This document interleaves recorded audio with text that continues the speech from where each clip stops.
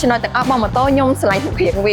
ដោយសារតែរូបរាងវាចេញមកវា unique វាអត់សូវមានតែថាម៉ូតូ brand ផ្សេងអាចធ្វើមកអញ្ចឹងហើយចំពោះ color ចំពោះអីក៏វា unique copy គេជាសុបងខ្ញុំឈ្មោះសឹងច័ន្ទស្រីពេជ្រចំពោះមុខរបរសប្តាហ៍នេះខ្ញុំជានិស្សិតហើយក៏ជាអ្នកធ្វើការម្នាក់នៅក្នុងសាលាឯកជនមួយសប្តាហ៍ខ្ញុំប្រើប្រាស់ម៉ូតូ Poiso Legendgo Cafe Racer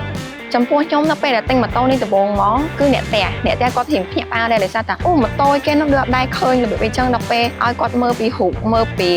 detail ខាងក្រុមហ៊ុនតែមកគាត់ថាគួរតែទិញទៅអី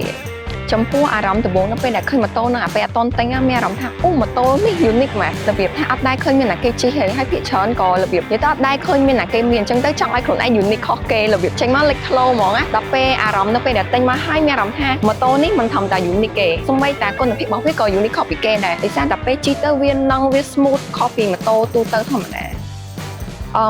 បើយើងអត់និយាយពីរូបរាងនិយាយតែពីគុណភាពហ្មងវាខុសគ្នាឆ្ងាយដោយសារតែម៉ូតូនេះនៅពេលដែលវាជិះទៅរបៀបវានឹងវាអត់រេឬក៏សូម្បីតែជិះផ្លូវកោងក៏វាស្រួលជិះជាងម៉ូតូធម្មតាដោយសារតែម៉ូតូធម្មតានៅពេលដែលជិះផ្លូវមកវាអាចនឹងរៀងរេឬក៏របៀបខ្លួនយើងវាទៅតាមម៉ូតូតែនេះគឺម៉ូតូគឺនឹងថងហ្មងចំពោះប្រព័ន្ធ safety និង comfort របស់ចំពោះម៉ូតូនេះដែលឆ្លងកាត់តាមមកពិសោធន៍ខ្ញុំហ្មងគឺរបៀបនៅពេលដែលជិះទៅវាអត់ដែរញ័រក្បាលទេសូម្បីតែពេលចាប់ប្រាំងក៏វា smooth ហើយមួយទៀតចំណុចដែលខ្ញុំចាប់អារម្មណ៍ជាងគេភាគច្រើននៅពេលដែលយើងជិះម៉ូតូភាគច្រើនគឺផ្លេចបិទសញ្ញោហ្នឹងហើយផ្លេចបិទសញ្ញោប៉ុន្តែម៉ូតូនេះយើងអាចផ្លេចបានទេដោយសារតែម៉ូតូនេះចំពោះសញ្ញោគឺវាមានសលេងឲ្យយើងអញ្ចឹងដល់ពេលដែលយើងឮសលេងហ្នឹងគឺមានន័យថាយើងកំពុងតែបើកសញ្ញោអញ្ចឹងខ្ញុំអត់ដែរផ្លេចរឿងបិទសញ្ញោទេហើយមួយទៀតចំណុចដែលខ្ញុំតាក់ចិត្តជាងគេគឺកែបធំកែបទលាដែលយើងអាចទុកសម្ភារៈបានច្រើនកន្លែងហ្នឹងចាបងចំពោះ Smart Key ម៉ូតូនេះខ្ញុំប្រើប្រាស់ថ្ងៃហ្នឹងវាមានភាពងាយស្រួលវាអាចចំណាំម៉ូតូយើងបានទោះបីជាស្ថិតនៅក្នុងចម្ងាយរៀងឆ្ងាយតិចក៏ដោយចំណុចទាំងអស់របស់ម៉ូតូខ្ញុំឆ្លៃរូបរាងវា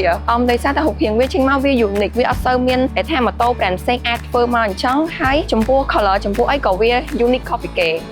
បានជាខ្ញុំគិតថាពណ៌នេះស័ក្តិសមជាមួយនឹង personality របស់ខ្ញុំដោយសារតែ confident រៀង freedom ដែរអញ្ចឹងម៉ូតូនេះដូចវាមានតែឯងរបៀបថាចេញមកលេចធ្លោនៅក្នុងចំណោមគេទាំងអស់ដូចតែទៅរៀនអញ្ចឹងនៅក្នុង parking lot គឺមានតែខ្ញុំម្នាក់ឯងដែលប្រើម៉ូតូហ្នឹងមានបងមិត្តភក្តិខ្ញុំគាត់ថាហើយប៉ុនថតម៉ូតូម៉េះរបៀបថាដោយសារតែភាគច្រើនគេអត់សូវស្គាល់ brand នេះទេដោយសារតែគុណភាពនិងតម្លៃបើនិយាយពីរឿងមនុស្សវិញជិះទៅវាស័ក្តិសមមកបងរបៀបចឹងខ្ញុំគិតថាចំពោះតម្លៃប៉ុណ្នេះសម្រាប់ម៉ូតូនេះគឺអត់ថ្លៃទេអាចថាបើលើសហ្នឹងក៏វាអូខេដែរចំពោះគុណភាពនិងភាព unique របស់វាបើនិយាយពី technology ចំពោះម៉ូតូនេះឆ្លាញ់ជាងគេត្រង់ smart key វា smooth ហ្មងបងចាប់អារម្មណ៍ក្នុងរឿងកន្លែងកែបបងកែបចេញមក unique ហើយពេលអង្គុយជិះទៅក៏វាស្រួលដែរចាបងចំពោះ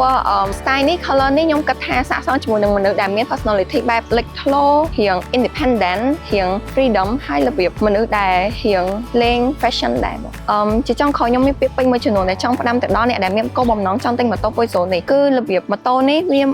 តម្លៃសមរម្យវាស័ក្តិសមនឹងគុណភាពទី2ក្រុមហ៊ុនគេមាន service ជួយថែទាំនិងជួសជុលម៉ូតូរបស់យើងទី3វា unique confident ហើយនិង stylish អរគុណបង